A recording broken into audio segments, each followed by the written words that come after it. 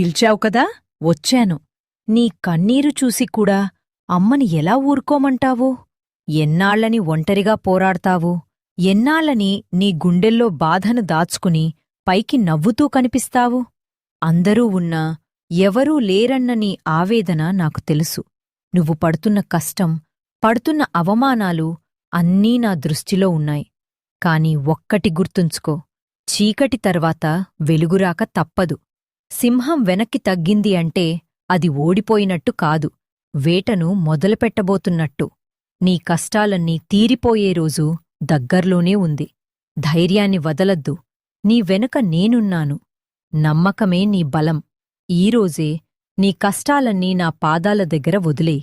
నీకు నా తోడు కావాలనిపిస్తే కామెంట్ బాక్స్లో ఓం దున్ దుర్గాయై నమః అని రాసి నీలాగే బాధలో ఉన్న మరో నలుగురికి ఈ సందేశాన్ని